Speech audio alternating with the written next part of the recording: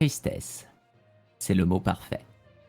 Celui qui convient le plus à la situation qui nous pousse aujourd'hui à réagir à nouveau au sujet de l'affaire de menace de mort prononcée par le capitaine du LSPD. Plainte déposée et pourtant classée sans suite. Bien d'autres termes nous ont semblé convenir.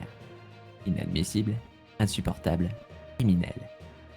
Mais quand tant de manquements à leurs obligations ont déjà été révélés ces derniers mois, il ne reste plus que la tristesse, celle de constater qu'en cette ville, l'institution chargée de nous protéger vient de rétablir à son de commandement. Poste de commandement. Un agent qui ne devrait plus jamais détenir un PPA de sa vie. Pour rappeler les faits, le capitaine Lewis Pope avait, il y a moins de 3 jours, menacé de mort un citoyen non armé, le pointant également de son 9 mm. Les faits ont été reconnus par le concerné et plus tard admis par le LSPD.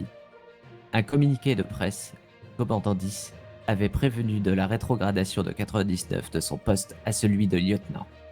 Une punition bien faible, quand on sait que la menace de mort armée est passible d'une peine criminelle de 30 000 $ d'amende et d'un retrait définitif immédiat du PPA. La seule issue logique était la destitution de son poste, le retrait du PPA, signant une fin de carrière ferme. C'est sans compter hélas le fait qu'à Los Santos, la police se fait juge de toute situation, protégeant coûte que coûte ses agents contre toutes les sentences, contre tous les délits, contre tous les crimes. Il apparaît clair que la rétrogradation effective de 99 d'un seul petit grade n'était en fait qu'un écran pour faire taire l'opinion publique et endiguer les enquêtes médiatiques.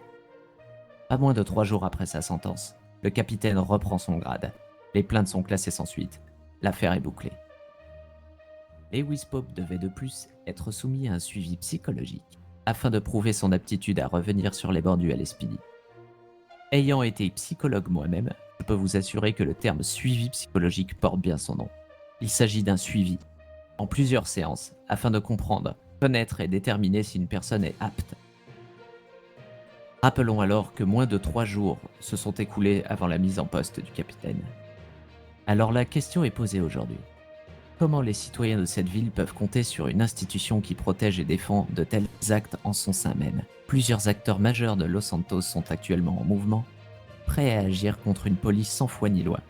Car il est temps. Il est temps que cette ville tienne aux valeurs de vertu qu'elle impose à ses citoyens.